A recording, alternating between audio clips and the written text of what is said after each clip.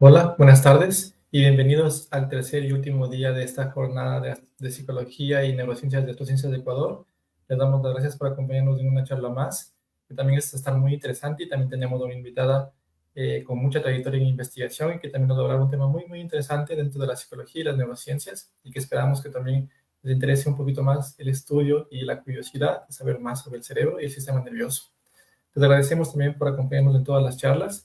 Hemos hablado ya sobre varios temas, sobre la memoria, sobre la salud mental, sobre la legislación de la salud mental en Ecuador, sobre la influencia de la música también en el desarrollo cognitivo, sobre la microbiota. Es decir, hemos abarcado temas variados para dar a conocer sobre la investigación que se realiza en nuestro país, también en otros lugares de Latinoamérica, pero sobre todo la importancia que tiene la salud mental en nuestro contexto y en nuestra sociedad.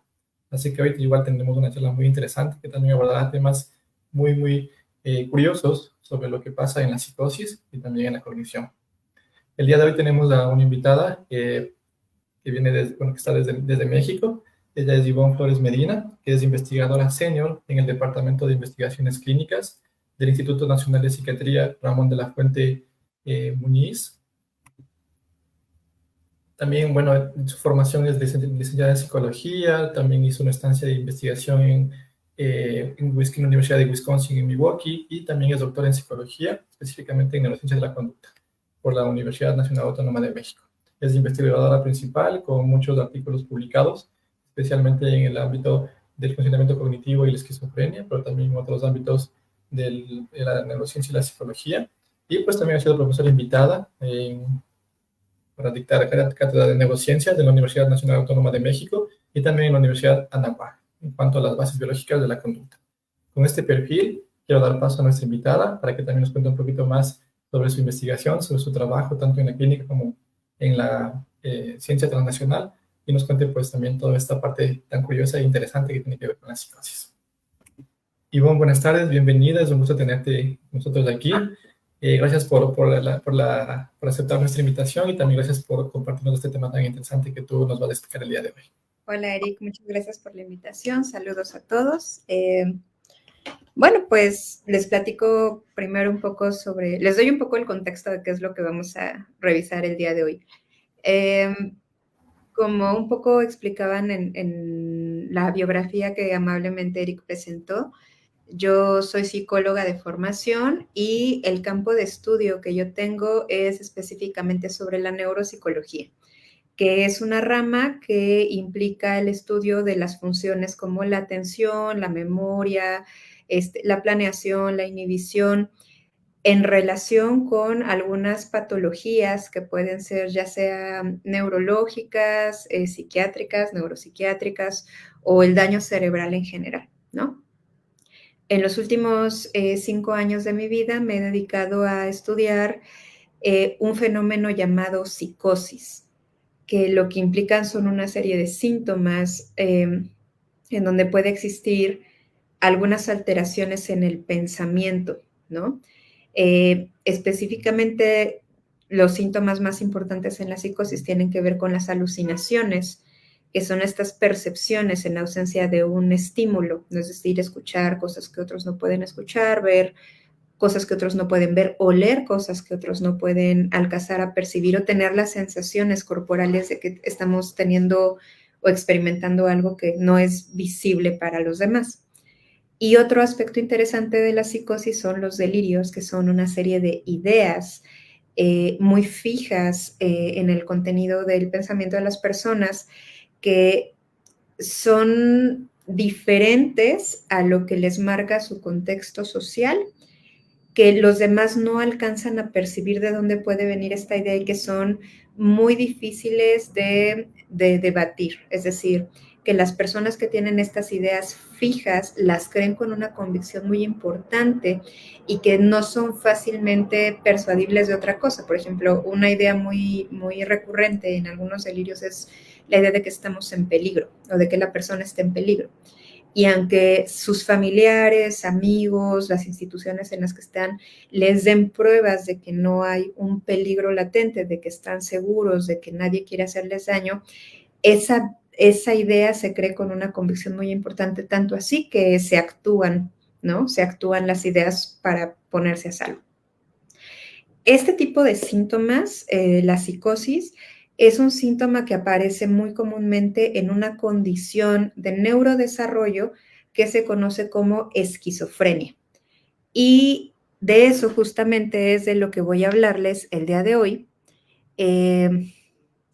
Voy a compartir la pantalla, entonces, y ahí debería de verse todo. Entonces, de lo que vamos a hablar específicamente hoy es de cuáles son las modificaciones en distintos ámbitos cognitivos en pacientes que tienen esta condición de neurodesarrollo llamada esquizofrenia.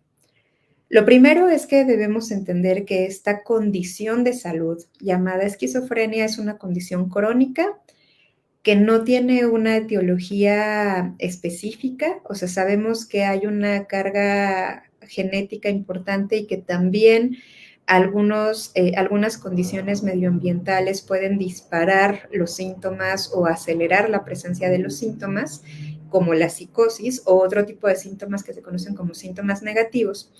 Sin embargo, los síntomas cognitivos, o específicamente llamados neurocognitivos, son reconocidos actualmente como una característica principal del trastorno, ¿no? Y además un blanco terapéutico sobre el cual se trabaja. Cuando yo les hablo de la funcionalidad cognitiva en esquizofrenia, siempre me gusta hacer una diferencia con qué es una alteración cognitiva y qué es un déficit funcional. Una alteración cognitiva la vamos a describir en términos de fallas leves, moderadas o severas en la memoria, en el lenguaje, en la atención, en la planeación, pero los déficits funcionales se refieren a estas áreas como cómo vivir de manera independiente, cómo construir relaciones interpersonales, cómo mantener un empleo, la calidad de vida que llevamos y la carga de enfermedad percibida. Y por otro lado, o sea, además de los déficits funcionales, nosotros tenemos que entender que dentro de las fallas cognitivas tenemos 3 sabores de cognición, por lo menos identificables ahora mismo, ¿no? La neurocognición, que se refiere a todos estos procesos que les acabo de platicar, memoria, atención, planeación, lenguaje, percepción. La cognición social, que son aquellos módulos de nuestro andamiaje cognitivo que nos permite identificar emociones en los demás, identificar un esquema de conducta específico para una situación. Por ejemplo, cómo nos comportamos en la escuela es un poco diferente a cómo se comportan la mayoría de nosotros en un partido de fútbol o cómo nos comportamos cuando estamos con nuestra familia. Es decir, saber escoger un esquema comportamental tiene que ver con estos módulos. Mientras que la metacognición son una serie de procesos que tienen que ver con cómo se supervisa lo que estamos haciendo, cómo se supervisa la manera en que llegamos a ciertas conclusiones. Resulta que estos diferentes tipos de cognición tienen un impacto en algún dominio funcional, como los que les mencionaba al principio. Siendo la neurocognición, memoria, atención, planeación, lo que más impacto tiene en la posibilidad de la vida de forma independiente por parte de nuestros consultantes, mientras que la cognición social se relaciona más con cómo podemos establecer relaciones interpersonales y la metacognición tiene que ver con la presentación de una serie de conductas como la adherencia al tratamiento, el funcionamiento vocacional y también en el trabajo. Una pregunta, como yo, que pues puede parecer quizás una obviedad, que es ¿por qué es importante estudiar estos fenómenos en un trastorno como la esquizofrenia? Bueno, de inicio porque está, como les planteaba yo, directamente relacionada con distintos aspectos funcionales, y la otra porque parece que estas alteraciones son una característica que no es producto de otros síntomas, es decir, el que alguien tenga delirios o alucinaciones o apatía o abulia, que son síntomas negativos, no necesariamente tienen que ver con qué tan bien funciona nuestra memoria, nuestra atención y demás. Es decir, estos síntomas son un clúster diferente de síntomas, ¿no? Y por eso deben ser estudiados de manera diferenciada. Entonces, no son un artefacto de otros síntomas.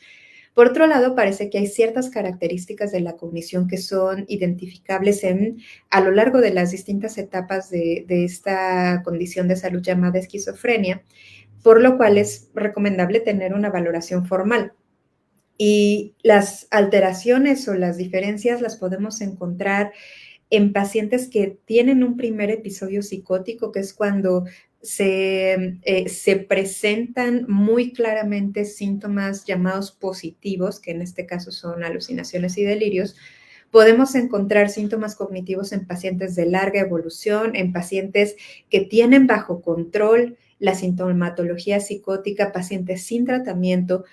Esta población que se le denomina sujetos de alto riesgo, que lo que implica es no han tenido un episodio psicótico, pero presentan características que los ponen en una mayor vulnerabilidad en comparación con otras personas. Y incluso estos síntomas cognitivos se han llegado a documentar en familiares de pacientes que no tienen propiamente un diagnóstico de esquizofrenia, pero que pueden compartir ciertas características cognitivas, a lo cual se le ha denominado endofenotipo. Ahora, ¿cuáles son las alteraciones neurocognitivas que nos podemos encontrar? Si ustedes hacen una revisión de la literatura, se van a encontrar una gran cantidad de funciones exploradas: atención, función ejecutiva, memoria, velocidad de procesamiento, velocidad motora, lenguaje, percepción y capacidad cognitiva general o el coeficiente intelectual. Una cosa súper importante que siempre me es necesario aclarar es que el que un paciente pueda presentar daños en la velocidad de procesamiento, en la memoria o en la atención, no quiere decir que tengan una inteligencia disminuida. Razón por la cual una medición de coeficiente intelectual no es la mejor herramienta que se usa para evaluar la cognición en esquizofrenia. ¿Por qué? Veremos más adelante que una de las características de cómo funciona el aparato cognitivo en estos pacientes es que puede llegar a tener una disminución en la velocidad de procesamiento. Muchas pruebas si ustedes recuerdan su evaluación con la prueba Wechsler de inteligencia para adultos o para niños, se hacen con tiempo. Si nosotros tenemos un paciente que tiene una disminución en la velocidad de procesamiento, esas pruebas van a salir mal, pero van a salir mal no porque el sujeto no puede ejecutar una función cognitiva particular, sino porque requiere más tiempo en comparación con un grupo normativo. Y entonces los índices compuestos, por ejemplo, el propio índice de velocidad de procesamiento, memoria de trabajo, o el de habilidad perceptual, que en la prueba del WISE requieren tiempo, pues van a salir mal. Y eso podría generarnos una información inadecuada acerca de la capacidad cognitiva general de los sujetos. Las fallas neurocognitivas de los pacientes con esquizofrenia parecen tener algunas particularidades que nos permiten hacer algunos perfiles diferenciales con otras condiciones que cursan también con síntomas psicóticos, como el trastorno bipolar tipo 1 o la depresión que cursa con psicosis, porque resulta que las características cognitivas de los pacientes que tienen esta condición llamada esquizofrenia pueden ser un poquito más graves en comparación con los demás. Sin embargo, otro segundo mito en relación con estas características cognitivas es que todos los pacientes van a tener una gravedad súper importante de las alteraciones cognitivas, y eso no es así. Hasta un 41% de los pacientes que nosotros evaluemos cursarán con alteraciones leves, que lo que significa es que vamos a tener de 1 a 2 desviaciones estándar por debajo de la norma en al menos 2 habilidades cognitivas. Habrá un 16% que tendrá entre 2 o 3 desviaciones estándar en al menos 2 funciones cognitivas, y una alteración severa que será una ejecución de al menos 3 desviaciones estándar de la norma en al menos 2 funciones cognitivas. Y aquí hay un grupo maravilloso de sujetos que, cuando ustedes hacen una evaluación cognitiva, van a salir todo en rango normal. Pero eso quiere decir que estos sujetos no tienen fallas. Si lo que yo les he estado diciendo a los que han estado prestando atención es que es un trastorno del neurodesarrollo, no. Lo que quiere decir es que la manera en la que nosotros nos acercamos a los fenómenos depende de las reglas que tenemos para medir. Y a lo que nosotros le llamamos parámetros de normalidad. Pero un parámetro de normalidad puede ser un parámetro normal alto, dentro de la media, normal bajo, puntajes límites con la normalidad, pero resulta que otra manera de medir un déficit puede implicar el conocer cuál es el desempeño máximo que podría alcanzar un sujeto en una serie de funciones cognitivas. Para ver esto, una serie de investigadores que están aquí, Richard Keefe y Margaret Poe, lo que hacen es generar este compuesto de cuál sería el desempeño máximo esperado en sujetos sin una condición psiquiátrica, llamemos sujetos control, y un grupo de consultantes que tienen el diagnóstico de esquizofrenia. Entonces, con los índices de la escolaridad materna, una prueba de lectura para calcular un coeficiente intelectual premórbido, hacen una predicción de cuál debería de ser el desempeño máximo que los sujetos tienen en una serie de pruebas cognitivas y luego hacen una evaluación cognitiva. Estas dos rayitas que ustedes van a ver aquí es lo que nosotros esperamos que sea como lo normal en donde deberían de caer muchos sujetos, ¿no?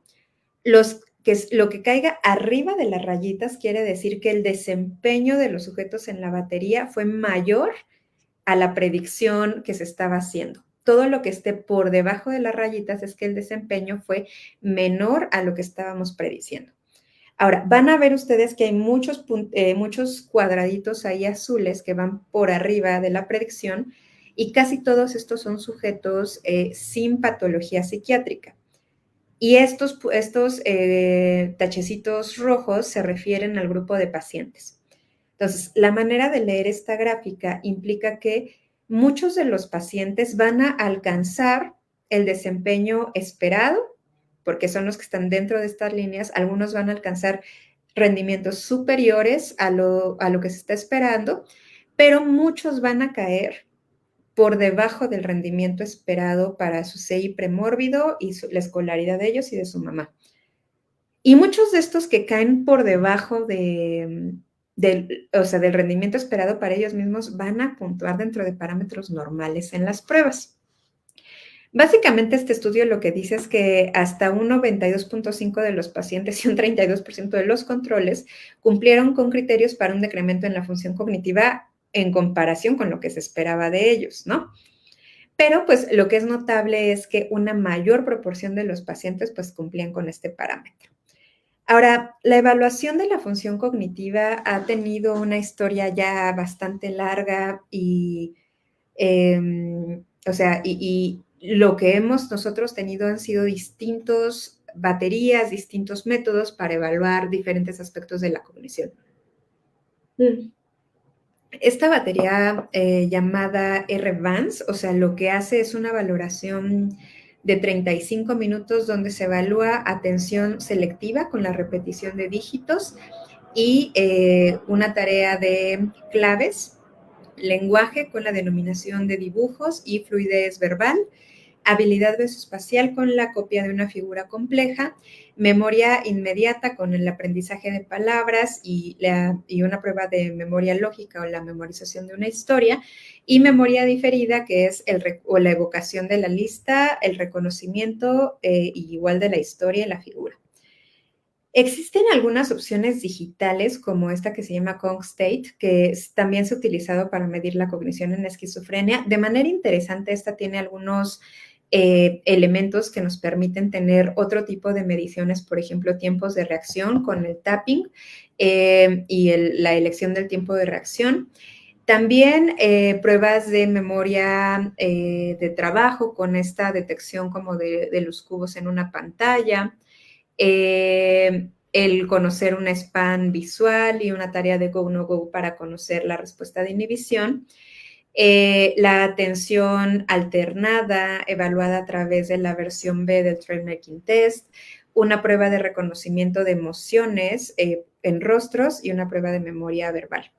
Pero el gold standard todavía para la evaluación de la cognición en esquizofrenia es esta prueba conocida como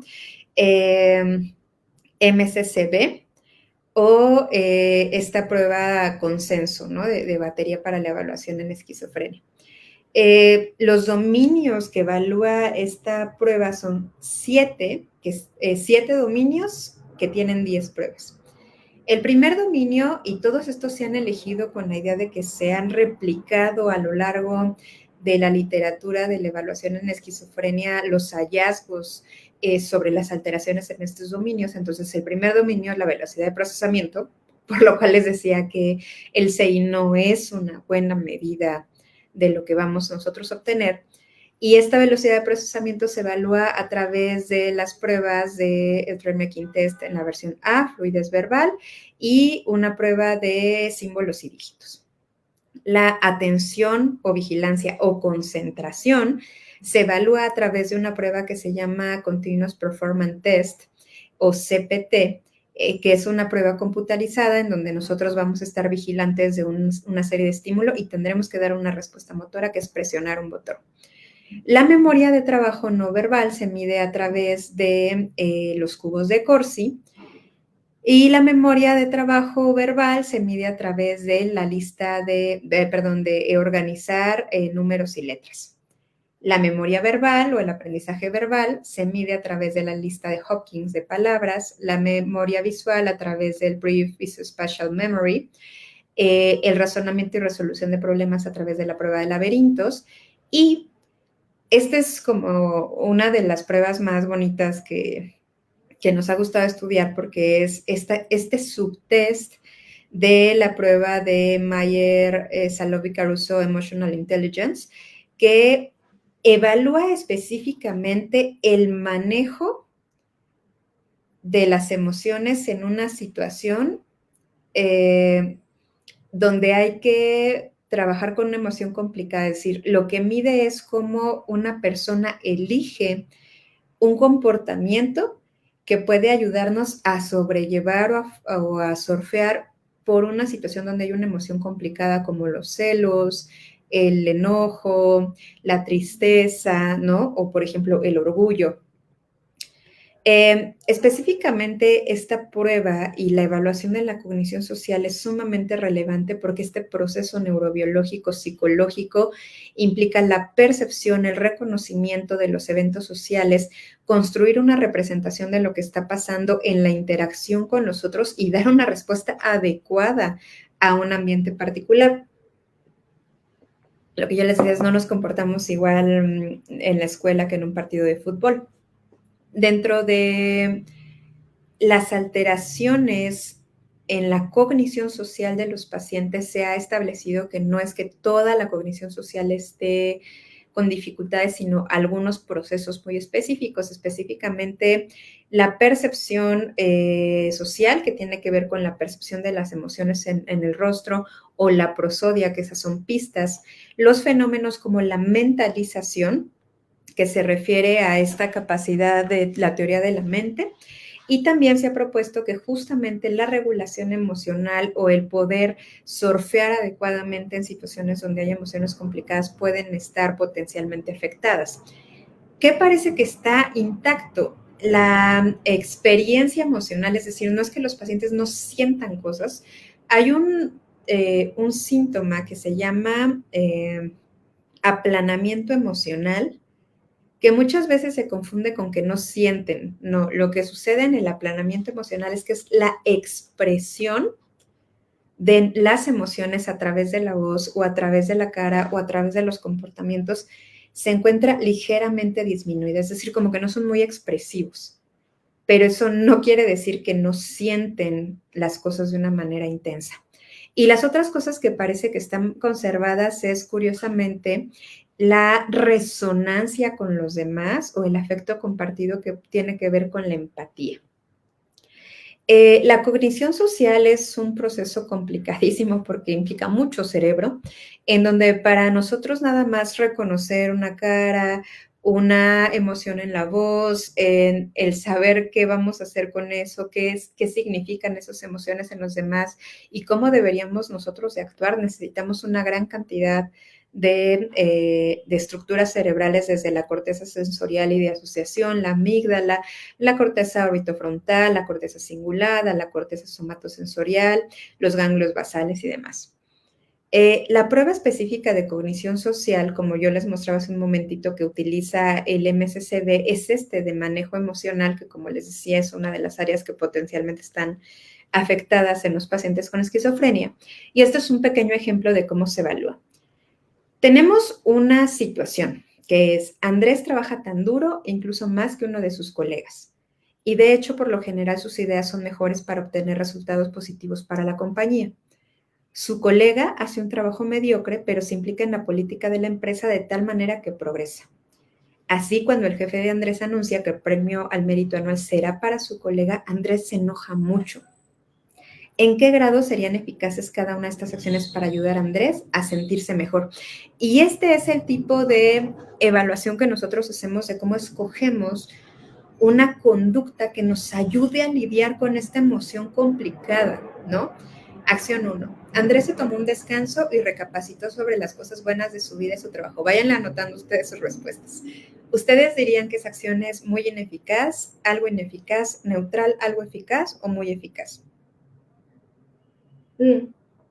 Hizo una lista de las características positivas y negativas de su colega. Se sintió muy mal por comportarse de esa manera y se dijo que no estaba bien enojarse por algo que escapaba a su control. O Andrés decidió decirle a la gente que su colega había realizado un trabajo muy pobre y que por lo tanto no se merecía el premio. Reunió documentos e informes para demostrar su punto de vista y así fundamentar su palabra. Todas las respuestas tienen cierto puntaje, algunas más, algunas menos, ¿no? Otra manera de evaluar la cognición social tiene que ver con cómo nosotros llegamos a los razonamientos de por qué pasaron o ocurrieron ciertos eventos y lo evaluamos a través de láminas como qué es lo que ha pasado aquí. En esta imagen que hay una señora en una caja rápida, lleva una gran cantidad de productos que sería lo mejor que las personas de la fila podrían hacer. Y finalmente, la última, digamos, como sabor de la cognición que se estudia en estos pacientes es esta condición llamada metacognición, que es la capacidad que tenemos todos de percibir nuestros propios pensamientos, de analizar las representaciones que tenemos sobre nosotros mismos, los demás, que nos permiten interactuar en la vida cotidiana. Vulgarmente se describe como pensar sobre cómo uno piensa y seleccionar respuestas adecuadas al ambiente, ¿no? Dentro de las habilidades metacognitivas, estas se han vinculado mucho con los componentes de autorregulación, porque si yo soy capaz de darme cuenta de que cometo errores y que hay algo en la manera en la que estoy pensando que no se ajusta muy bien, me detengo a buscar más evidencia, me propongo, tengo esta idea de proponer otras explicaciones o hipótesis, busco caminos diferentes para mejorar mi desempeño o no estoy subestimando mi propio desempeño y me aviento a hacer más cosas. Es decir, la capacidad que yo tengo para reflexionar sobre mí, mis capacidades, mi proceso de aprendizaje, si sí la voy a armar o no la voy a armar, si necesito ayuda, ¿no? Si necesito como calmarme y tomar un respiro. Todas estas son habilidades metacognitivas que potencialmente también están afectadas en los pacientes con esquizofrenia y que tienen que ver principalmente con la función del lóbulo frontal. Hay muchas maneras diferentes. Tengo otra charla completa sobre eso, de evaluar estos procesos de metacognición o de cómo llegamos a ciertas conclusiones, pero una cosa que me ha interesado mucho en los últimos años tiene que ver con cómo los mecanismos cognitivos están relacionados con la generación de estas ideas fijas, difíciles de cambiar, que impactan en el comportamiento de las personas y sobre todo de los pacientes que yo atiendo. Me he metido como a buscar qué mecanismo neurocognitivo, metacognitivo, social o el que sea podría influir en que yo tuviera una idea tan fija y que la crea con tanta convicción. Y resulta que hay sesgos que son estilos de procesamiento de información que contribuyen a la generación y al mantenimiento de las ideas delirantes. Por ejemplo, un sesgo o un tipo, un camino por el que se procesa la información es el sesgo atribucional, en donde las personas tendemos a explicar cosas que nos pasan desde distintas fuentes de información. Un ejemplo para que no se me hagan como pelotas es, imaginen que ustedes reprueban un examen. ¿Cómo explican ese evento? Habrá personas que expliquen ese evento desde el, creo que yo no estudié lo suficiente, que esa es una fuente de información, es decir, lo explico desde mí. Otros me dirán, reprobé porque el profesor Eric no le caigo bien y entonces él me reprobó porque le caigo mal. Esa es una explicación desde él. Otros podrán decir, bueno, tal vez reprobé porque me desvelé mucho la noche anterior, no estaba pensando muy claramente y además el examen estaba como mal escrito, mal hecho. Esa es una explicación desde el azar o las circunstancias. Una cosa muy interesante que ocurre en los pacientes que tienen psicosis es una tendencia continua a explicar los eventos desde afuera y no desde ellos mismos. Otra modificación en el procesamiento de información que llegan a tener los pacientes, conocido como sesgo de salto a conclusiones, implica que pueden tomar una pequeña cantidad de información y hacer una hipótesis muy compleja con poquita información, lo cual muchas veces los conduce a errores. El sesgo de metamemoria lo que significa es una sobreconfianza en nuestra capacidad de recuerdo, lo cual nos hace poco flexibles a la hora de aceptar información. Hay otro sesgo que se llama de aceptación liberal, que implican que los pacientes o las personas que tenemos este sesgo de información podríamos necesitar menos pruebas para aceptar una teoría o aceptar una serie de información que nos den. Ahora, resulta que la evaluación de todo esto, de la neurocognición, la cognición social y la autoevaluación o la metacognición, pues tienen impactos en la vida cotidiana de nuestros consultantes. Y este cuadro, bueno, esta figura más bien, a mí me gusta mucho porque lo que trata de hacer es explicar que en una condición tan compleja como es esta condición de salud llamada esquizofrenia, nosotros tendríamos que tener en cuenta que hay una serie de síntomas distintos que se tienen que estudiar como una cosa separada, aunque puedan tener relaciones entre ellos. Una son los síntomas negativos, como la bulia, la apatía. Otros son los síntomas positivos, como los delirios y la alucinación. Otros síntomas anímicos, por ejemplo, como la depresión. Otro tipo de síntomas son los síntomas neurocognitivos, como los de razonamiento, velocidad de procesamiento, aprendizaje verbal y visual que les he explicado hace un momento, las fallas de cognición social como otro clúster de síntomas y las fallas metacognitivas como otro clúster a estudiar. Actualmente trabajo yo en el Instituto Nacional de Psiquiatría Ramón de la Fuente Muñiz en la Subdirección de Investigaciones Clínicas, donde pues llevo a cabo investigación relacionada con todos estos síntomas neurocognitivos, metacognitivos y de cognición social en nuestros pacientes, tanto de su evaluación como su intervención. Y bueno, ese es mi mail por si quieren alguna información o tienen alguna pregunta, pues ahí habitualmente me encuentran. Y bueno, muchísimas gracias por la charla, estuvo muy, muy interesante en realidad. Y bueno, creo que todos los que nos están siguiendo también están siguiendo la charla, pues hemos visto como que cosas muy, muy interesantes en cuanto a la esquizofrenia y también la cognición y todos estos aspectos tan interesantes que tienen que ver con la patología. Entonces, quería hacerte como unas preguntas en cuanto al aspecto que surgieron en la charla. Sí.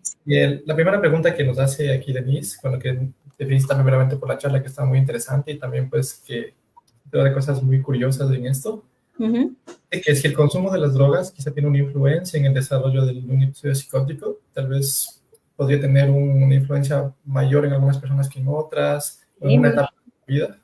Es muy buena pregunta. Se sabe que el consumo de sustancias, específicamente marihuana, en cerebros vulnerables, es decir, que ya tenían cierta predisposición a algunas condiciones de salud mental, incluyendo la esquizofrenia, pueden adelantar la aparición del primer episodio psicótico. Entonces, sí sabemos que el consumo de marihuana en estos cerebros vulnerables puede generar que se presenten más rápido, ¿no? Como los síntomas. Y pues la verdad es que mientras más rápido se presenten, pues tenemos una cosa que pasa con el primer episodio de psicosis es que hay una baja en las puntuaciones de las funciones cognitivas. Entonces, digamos que estos son como los sujetos que no tienen ninguna condición. Estos son sujetos que tienen ultra alto riesgo. Cuando viene el primer episodio hay un bajón de un escalón importante en las funciones cognitivas y esto ya se mantiene a lo largo de la condición de la enfermedad, pero mientras más tarde aparezcan, le dan más chance al cerebro de desarrollarse, porque muchas veces los primeros episodios aparecen en la adolescencia tardía y en la adultez temprana, en los hombres. Y también otra pregunta, digamos, en ese contexto, por ejemplo, hay mayor vulnerabilidad de los hombres, ¿verdad? Como tú nos comentas. No, no hay una mayor vulnerabilidad en el hombre, de hecho, en las mujeres hay 2 picos en donde se pueden presentar los síntomas. En las mujeres se presentan un poquito más tarde que en los hombres, cerca de los 25 años, entre los 25 y los 30, hay un primer pico en donde se presenta el primer episodio psicótico y un segundo pico es en la menopausia, porque parece que las hormonas tienen un efecto protector sobre el cerebro de las mujeres, ¿no? Pero la incidencia es más o menos igual en hombres y mujeres. Más o menos parecida. Y en cuanto a la influencia genética, quizá también hay alguna predisposición genética que pueda predisponer a algunas personas, quizá a desarrollar mayores episodios psicóticos que otras, o por ejemplo, la influencia genética no es tan fuerte. Sí, sí tiene una importancia muy, muy notable. O sea, de hecho, uno de los criterios que se utiliza para decir que un individuo se considera de alto riesgo para psicosis es tener un familiar en primer grado que tenga algún trastorno psicótico. Aún así, fíjate, también es interesantísimo el siguiente dato. Algunos trastornos del neurodesarrollo, como el trastorno del espectro del autismo y la discapacidad intelectual, tienen 10% más de probabilidades de tener un episodio psicótico en comparación con la población general. Lo que quiere decir es que cerebros que vienen cableados de una manera ligeramente distinta a la norma suelen tener más vulnerabilidad para presentar síntomas de esta naturaleza, razón por la cual nosotros nos inclinamos a pensar que la esquizofrenia es un trastorno del neurodesarrollo. Es decir, que viene cableado de una manera específica que lo hace mucho más vulnerable en comparación con la población neurotípica a presentar este tipo de síntomas. Bueno, esto que nos planteas es interesante, ¿verdad? Porque creo que todavía no se tiene esa concepción de la esquizofrenia como un trastorno del neurodesarrollo, porque creo que queda mucho por investigar en ese sentido, ¿verdad? O sea, como que poco a poco se van conociendo más cosas y más datos a través de la investigación. Pero es interesante porque yo creo que inclusive con eso se podría tener como una perspectiva previa a que ya aparezca un episodio psicótico y se pueda inclusive dar algún tipo de tratamiento o intervención. ¿Tú crees que se podría hacer eso, por ejemplo? Claro, aquí permíteme hacer un comercial, porque hay un esfuerzo muy importante que se hace sobre la psicoeducación para identificar síntomas que son síntomas sutiles, ¿no? En estas poblaciones de ultra alto riesgo, que es muy importante detectarlas para que el tiempo que ocurre entre que están estos síntomas y las personas reciben atención sea más corto, porque el espacio de psicosis no tratada le genera muchas dificultades al paciente y a la familia. Y además, o sea, la psicosis, alguna vez alguien nos decía que es como una fiebre de 40. es un síntoma que se tiene que ir a revisar porque el cerebro está sufriendo. Entonces, identificar los síntomas es súper importante para acceder rápidamente y sin tanto estigma a la atención médica oportuna. Entonces, hay un programa psicoeducativo que se llama La Clave, que es ahí del Instituto Nacional de Psiquiatría, es gratuito, todos pueden entrar, es un psicoeducativo de 2 horas, en donde hay una serie de videos y de explicaciones sobre cómo identificar estos síntomas, qué es en lo que nosotros tenemos que echar un ojo para saber si una persona está teniendo por ahí cosas que se salen de lo común, por ejemplo, en adolescentes, en adultos jóvenes, ¿no? Y hacia dónde se deberían de dirigir cuando de repente los papás o los maestros o los amigos o los neuropsicólogos o los psicólogos estemos viendo esto. Es un psicoeducativo que está para población general, es gratuito y está buenísimo. Entonces, si ustedes se quieren dar un clavado para aprender más a identificar estos síntomas sutiles, pueden acceder ahí a este psicoeducativo que se llama La Clave. También lo encuentran en la página de internet como, a ver, creo que sí es así, es Infopsicosis. Sí, sí, le ponen así tal cual. En su buscador de Google Infopsicosis les va a salir ahí curso en línea La Clave. Entonces pueden acceder y es gratuito. Y salgo yo. Pues muy bien, entonces les invitamos a todos también para que busquen esto de infopsicosis y pues también nos informemos un poquito más, porque claro, es un tema que tal vez no se lo conoce, pero que es latente en cualquier contexto y que puede aparecer. Y si lo detectamos con mucho tiempo de anticipación, pues inclusive puede ayudar muchísimo a esta población vulnerable y todo. Otra pregunta que también surgió en todo esto, Ivonne, por ejemplo, es si los pacientes con medicación, y ya, bueno, aparece el episodio psicótico y también ya hay un diagnóstico, la medicación antipsicótica ayuda mucho a la cognición.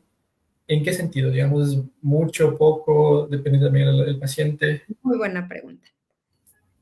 El tratamiento para la esquizofrenia tiene, y específicamente los fármacos antipsicóticos, que ese es el nombre que tienen, sirven para tener bajo control estos síntomas en particular que yo les decía que son los síntomas de psicosis.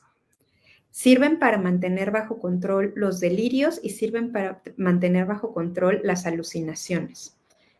Por desgracia, los otros síntomas, que son los síntomas negativos como esta apatía, como esta dificultad para empezar a hacer las cosas, el aplanamiento emocional de los que yo les hablaba, no tenemos hasta este momento una medicación que nos ayude con esos síntomas y tampoco con los síntomas cognitivos.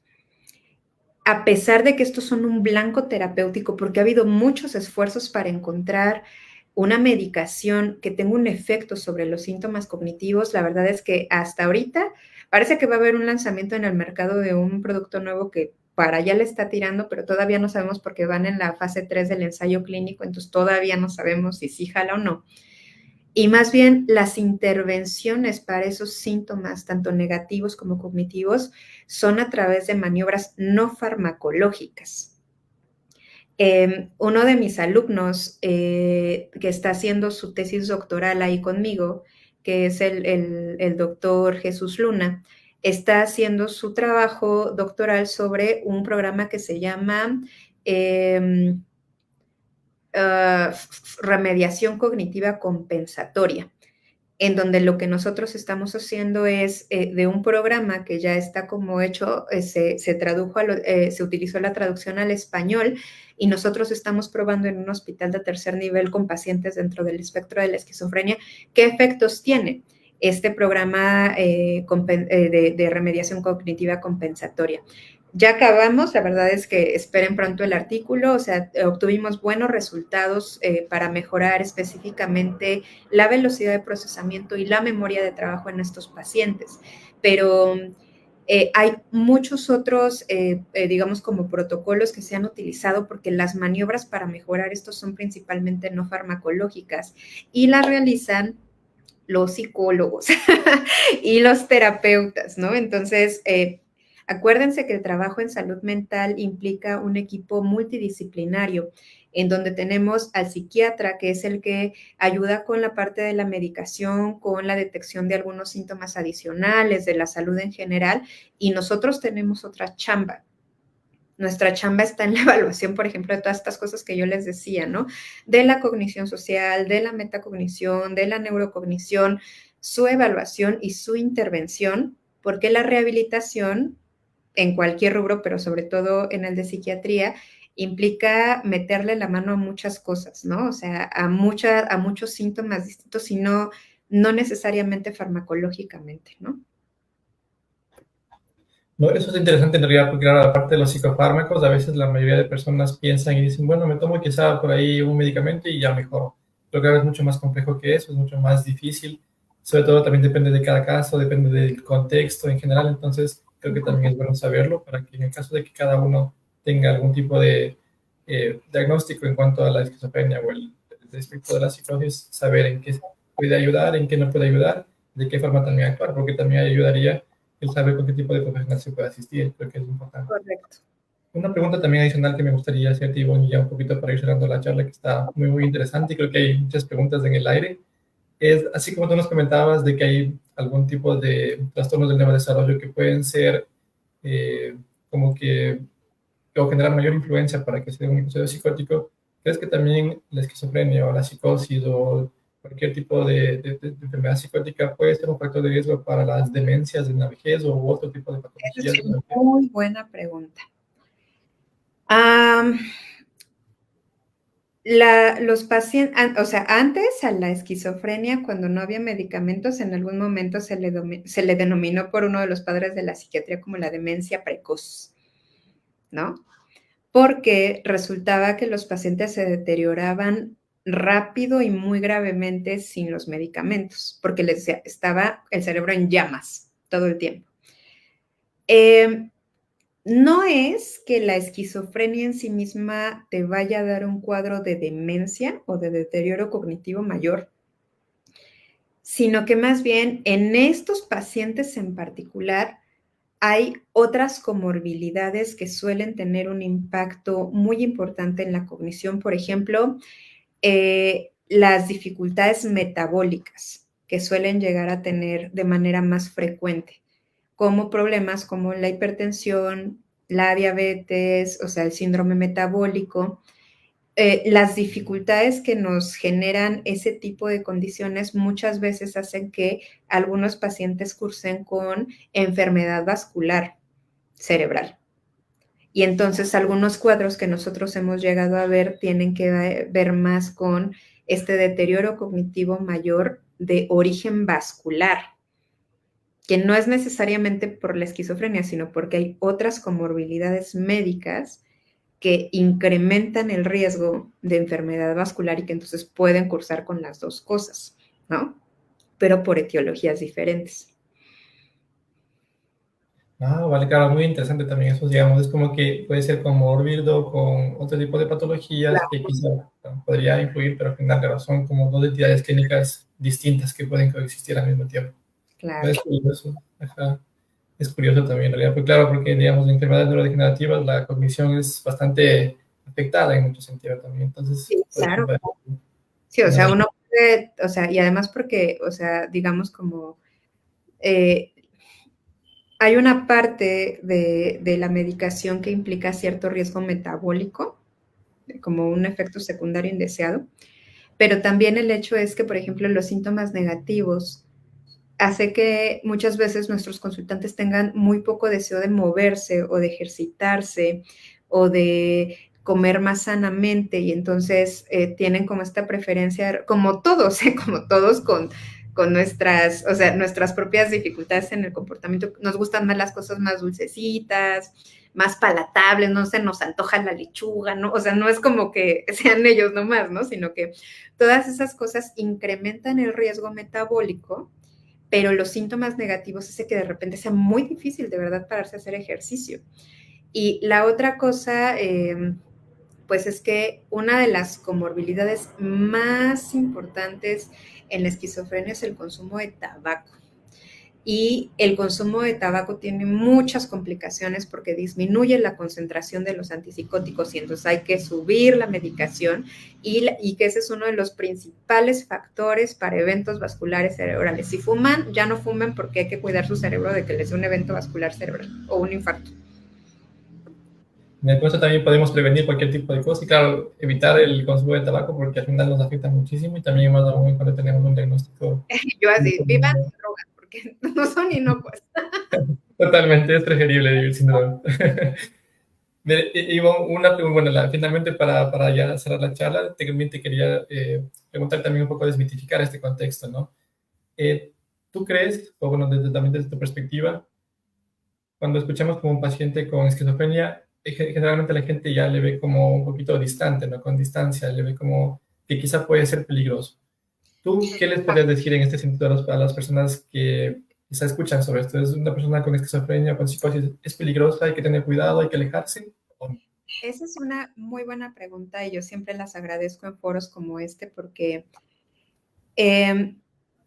la televisión, los periódicos amarillistas, o sea, la desinformación, han llevado a la creencia general de que las personas que tienen esquizofrenia son impredecibles o violentas o peligrosas.